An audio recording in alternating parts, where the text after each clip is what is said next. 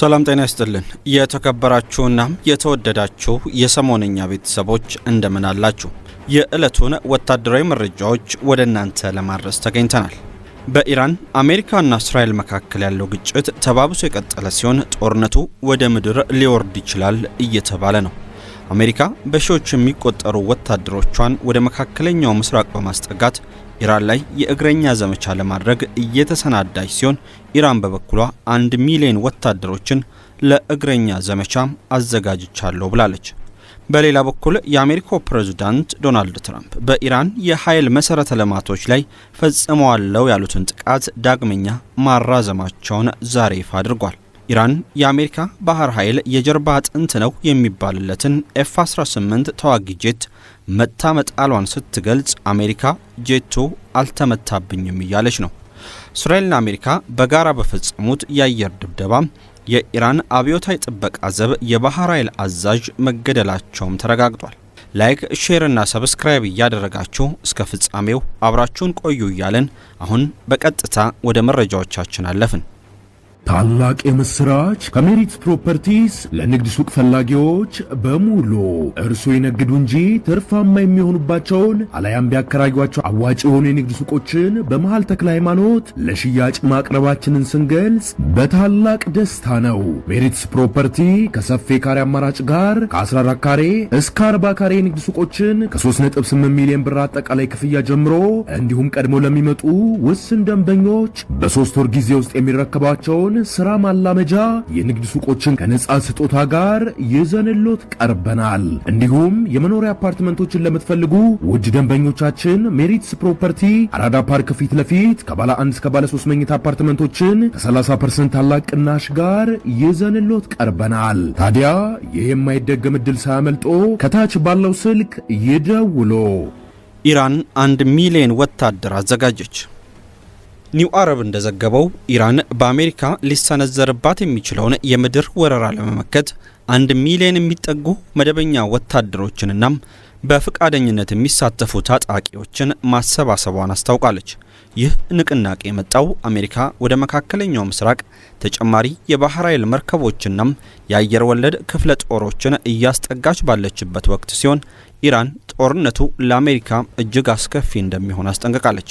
ኢራን የአሜሪካን የምድር ወረራ ለመመከት ከመደበኛ ጦር ከአብዮታዊ ዘብ IRGCና ከባሲጅ ፈቃደኞች የተውጣጣም ከ1 ሚሊዮን በላይ ተዋጊዎችን ማደራጀቷን አስታውቃለች። ይህም ውጥረት በከፍተኛ ደረጃ ላይ በደረሰበት ወቅት ኢራን በወረራ ላይ ታሪካዊ ሲኦል ለመፍጠር ያሰበችው ወታደራዊ ዝግጅት አካል ነው ተብሏል። የኢራን አብዮታዊ ጥበቃ ዘብ የምድር አዛዥ ብርጋዴር ጄኔራል አሊ ጃንሻኢ የምድር ኃይላችን በሁሉም ድንበሮች በተጠንቀቅ ቆሟል። ጠላት ወደ ኢራን ምድር ዘልቄ ገባለው ካለ ነገሮች ከባድ ይሆናሉ፣ ጠላት ከፍተኛ ኪሳራም ይገጥመዋል ሲሉም ተደምጧል። በሌላ በኩል አሜሪካ በመካከለኛው ምስራቅ እየተባባሰ የመጣውን ውጥረት ተከትሎ ተጨማሪ የእግረኛ ሰራዊትና ልዩ ኃይሎችን ወደ ቀጠናው እያሰማራች መሆኑ ተዘግቧል። ከዚህም መካከል 82ኛው አየር ወለድ ክፍለ ጦር አንዱ ነው። በኖርዝ ካሮላይና መቀመጫውን ያደረገውና በ18 ሰዓታት ውስጥ በማንኛውም የዓለም ክፍል የመሰማራት ብቃት ያለው ይህ ክፍለ ጦር የዋና እዝ አባላቱንና የልዩ ኃይል ቡድኖችን ወደ ቀጠናው እየላከ ይገኛል። እነዚህ ወታደሮች በፓራሹት ወይም በሄሊኮፕተር በመውረድ የድንገተኛ ጥቃት ተልእኮችን በመፈጸም የሚታወቁ ናቸው። ይህ ስምሪት አሜሪካ በኢራን ላይ ወሳኝ የሆኑ እንደ ካርግ ደሴት ያሉ ስልታዊ ቦታዎችን በቁጥጥር ስር ለማዋል ማቀዷን ሊያሳይ እንደሚችል ተገምቷል። ምንም እንኳን እስካሁን ወደ ኢራን ግዛት ለመግባት የተሰጠ ትዕዛዝ ባይኖርም ጦሩ ለሚሰጥ ማንኛውም ወታደራዊ ትዕዛዝ በተጠንቀቅ እንዲቆም ታስቦ የተደረገ ነው። ይህ አዲስ ስምሪት በቀጠናው ቀደም ሲል ከነበሩት 50,000 የአሜሪካ ወታደሮች በተጨማሪ የሚደረግ ሲሆን የአካባቢውን የጸጥታ ሁኔታ ይበልጥ አሳሳቢ አድርጎታል። ትራምፕ ጥቃቱን ዳግም አራዘሙት።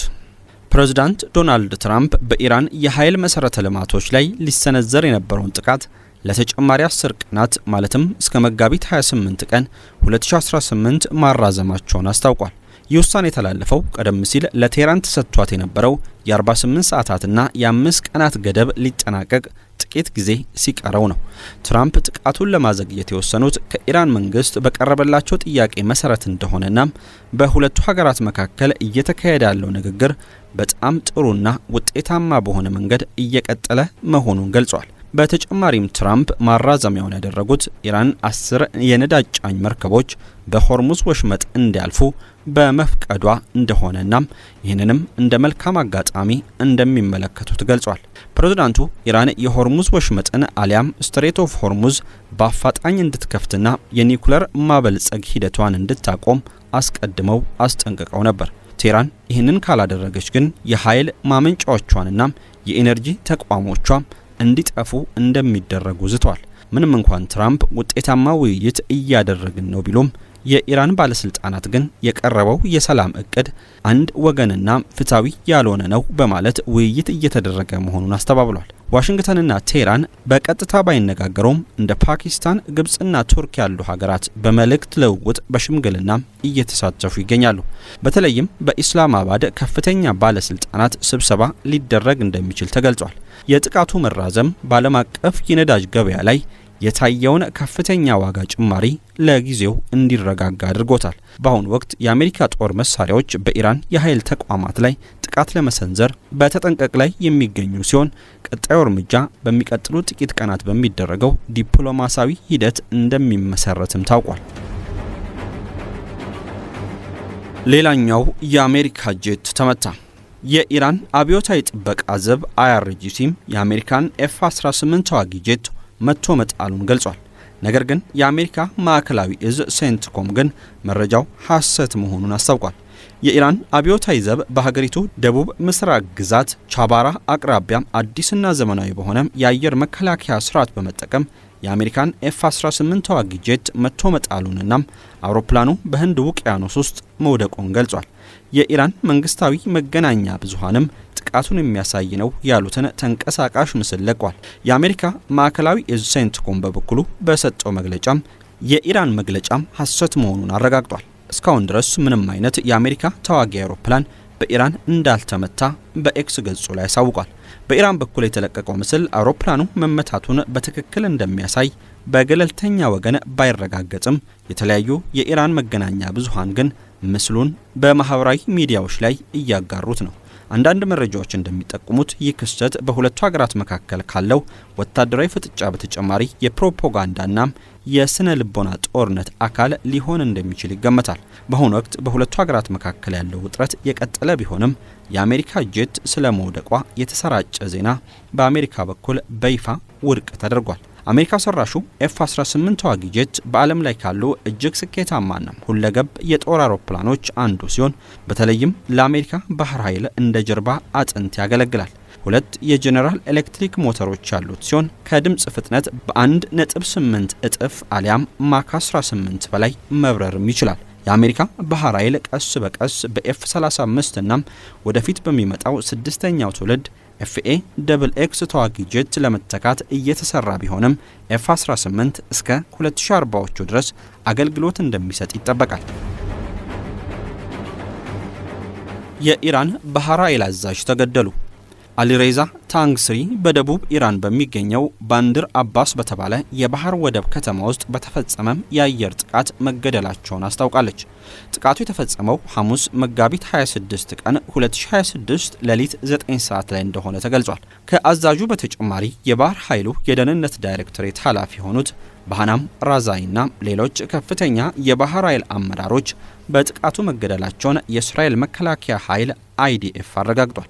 የእስራኤል ጠቅላይ ሚኒስትር ቤንያሚን ኔታንያሁና የመከላከያ ሚኒስትሩ እስራኤል ካትስም ግድያውን ወሳኝ ወታደራዊ ስኬት በማለት አወድሰውታል። አዛዡ በዓለም አቀፍ የነዳጅ ንግድ ላይ ከፍተኛ ተጽዕኖ ያለውን የሆርሙዝ ወሽመጥ ለመዝጋትና በንግድ መርከቦች ላይ ፈንጂዎችን ለመጣል በቀጥታ ተጠያቂ ናቸው ተብሏል። የአሜሪካ ማዕከላዊ እዝ ሴንትኮም የአድሚራሉን ሞት ያረጋገጠ ሲሆን ግድያው ቀጠናውን ይበልጥ አስተማማኝ ያደርገዋል ብሏል።